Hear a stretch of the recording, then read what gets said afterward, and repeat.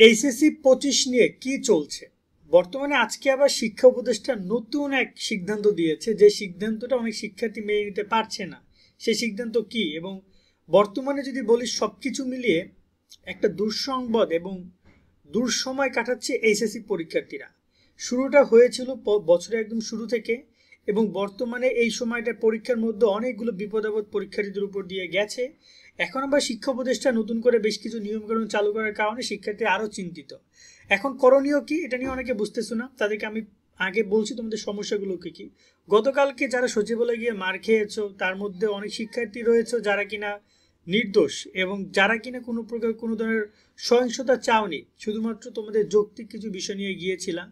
সেক্ষেত্রে আমি বলবো যে আসলে আমরা একটা ভুল দেশে বসবাস করছি, যেখানে আসলে আমাদের তুলে ধরার প্রসেসটাও ভুল, তাদের সেটা মেনটেন করার জিনিসটাও ভুল, সব কিছু ভুলাময়, এবং আমরা অবশেষে ক্ষতির সম্মুখীন হয় একজন পরীক্ষার্থী বা তোমাদের মতো কোমলমতি শিক্ষার্থীরা।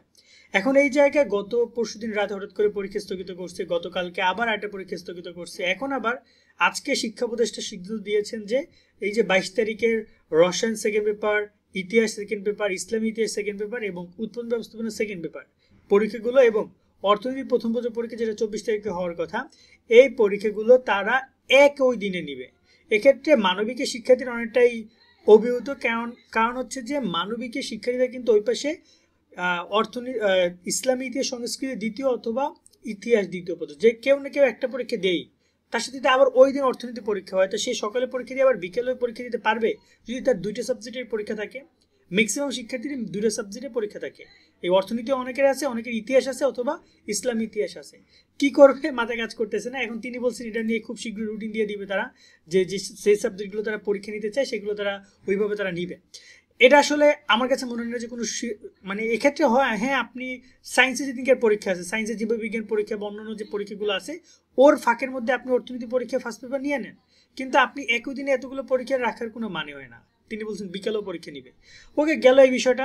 সেকেন্ড যে ব্যাপারটা আসছে সেটা হচ্ছে যে তোমরা এখন কি করবা? পড়াশোনার ক্ষেত্রে তো অবস্থা খুবই টালমাটাল, সারাদিন ফেসবুকিং এটা ওটা করে বেড়াচ্ছ।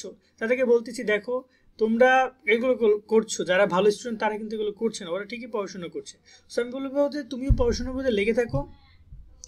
নতুন করে তোমাদের প্রত্যেকটা সাবজেক্টের সাজেশন ভিডিও আপলোড হচ্ছে, তোমাদের কোন কোন সাবজেক্টের সাজেশন ভিডিও দরকার সেগুলো কমেন্ট করো, সেগুলো আমরা দিচ্ছি, সেগুলো অনুযায়ী preparation now. But right now আর পরীক্ষা স্থগিত করার কোনো চিন্তা ভাবনা নেই। 27 তারিখ থেকে তোমাদের পরীক্ষা বাকিগুলো, যেটা যেমন ফার্স্ট পরীক্ষা হবে অর্থনীতি সেকেন্ড পেপার পরীক্ষাটা হবে তোমাদের 27 তারিখে। এরপরে তোমাদের পরীক্ষা রয়েছে 28 তারিখে, যেখানে তোমাদের জীববিজ্ঞান ফার্স্ট পেপার, পরিণতি ফার্স্ট পেপার এবং তোমাদের ব্যবসা সংগ্রহ মানে ম্যানেজমেন্ট ফার্স্ট পেপার পরীক্ষাগুলো হবে। ঠিক আছে, 28 তারিখে। 27 তারিখে পরীক্ষা নিয়মিত হবে সব বোর্ডে একই যুগে।